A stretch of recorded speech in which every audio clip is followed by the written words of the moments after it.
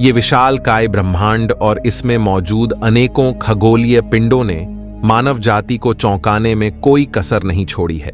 अक्सर हमें वैज्ञानिकों द्वारा अजीबोगरीब बातों का पता चलता रहता है, फिर चाहे वो स्पेस में एलियंस की मौजूदगी हो या फिर सौर मंडल में मौजूद ग्रहों के समान गतिविधियां दिखाने वाले उल्का पिंडों की।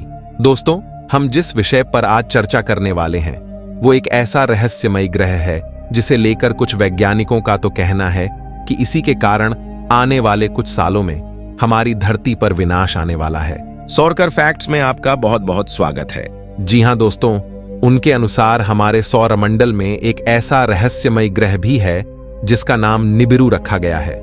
इतना ही नहीं बल्कि उनके अनुसार ये निबिरू ग्रह हमारी मानव जाति के लिए बेहद खतरनाक है। इसके पीछे की वजह यही बताई जा रही है, जिस निबिरू ग्रह को सौरमंडल का 9वां ग्रह बताया जाता है वह कुछ ही सालों में हमारी धरती के साथ टकराने वाला है।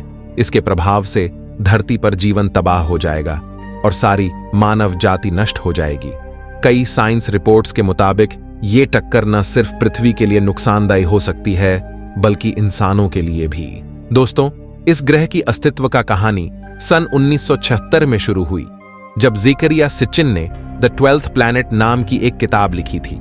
इसी किताब में ज़ेकरिया सिचिन ने सुमेरियन कोनिफॉर्म की अनुवाद इस्तेमाल करके एक ग्रह निबिरू की पहचान करने कहा गया था जो हर 3600 वर्षों में सूर्य की परिक्रमा करता है।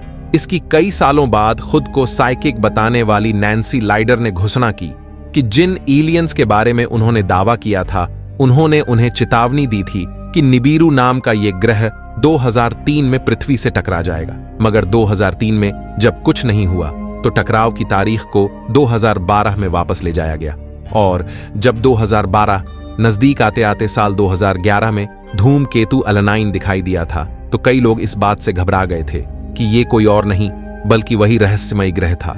इसके बारे में वैज्ञानिकों ने दावा किया था। दोस्तों, आपकी जानकारी के लिए बता दें, धूमकेतु में गैस का वातावरण होता है जिसे कॉमा और टेल कहा जाता है, जबकि ग्रह में ऐसा कुछ भी नहीं होता। दरअसल उस वक्त हुआ कुछ यूं था कि ये कॉमेट यानी पृथ्वी के करीब आने के बजाय सूर्य के बहुत करीब चला गया था और अलग अलग टुकड़ों में फैल गया था।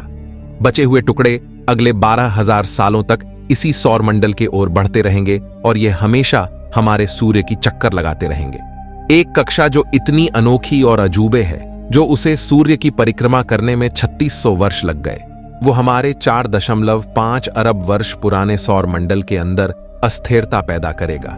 केवल कुछ यात्राओं के बाद ही उसके गुरुत्वाकर्षण ने अन्य ग्रहों को काफी हद तक बाधित कर दिया होगा, जिसके स्वयं के गुरुत्वाकर्षण बल ने काल्पनिक दुनिया की उसे कक्षा को काफी हद तक बदल दिया होगा।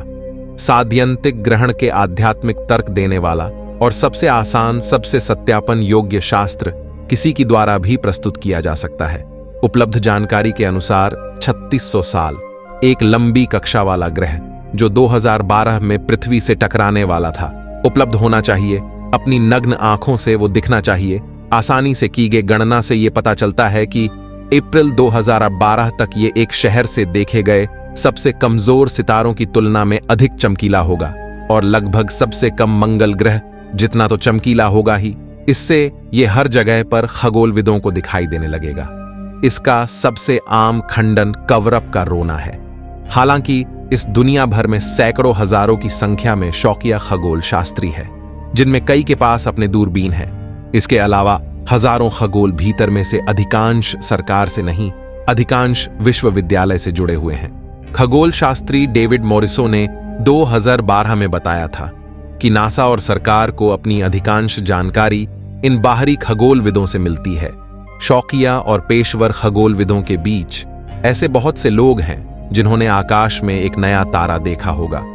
अफवाहें इंटरनेट पर जंगल की आग की तरह फैलती है, लेकिन वही टेक्निक ऐसी घटनाओं के बारे में वैज्ञानिक प्रमाणों की पड़ताल करना पहले से कहीं ज्यादा आसान बना सकती है। इन शोधकर्ताओं का कहना है कि सबसे अच्छी व्याख्या सूरज से बहुत दूर एक अदृश्य परेशान करता है।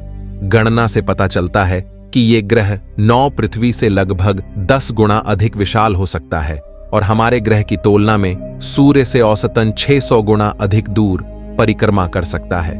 जैसा कि हम बात कर रहे हैं, दुनिया भर के खगोलविद शक्तिशाली दूरबीनों के साथ आकाश को छान रही हैं और प्लैनेट 9 को सीधे देखने की कोशिश कर रहे हैं। अमेरिकी स्पेस एजेंसी नासा के अकॉर्डिंग नेबिरू महज एक काल्पनिक ग्रह है, जिसकी अधिक जानकारी देते हुए उन्होंने कहा कि नेबिरू आकार के मामले में सौरमंडल के ग्रह नेपच्यून से मिलता जुलता है।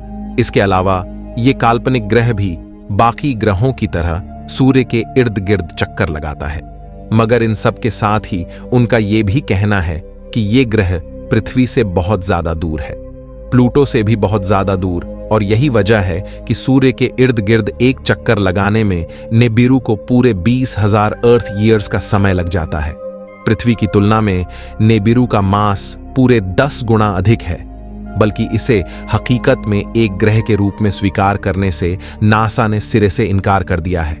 इसके अनुसार ये महज काल्पनिक ग्रह की श्रेणी में रखा जा सकता है, न कि बाकी ग्रहों के समान एक वास्तविक ग्रह के रूप में। उपरोक्त सभी के बावजूद वास्तव में बाहरी सौरमंडल की अंधेरी ठंडी गहराइयों में एक बड़ी अनोखी दुनिया छिपी हो सकती है।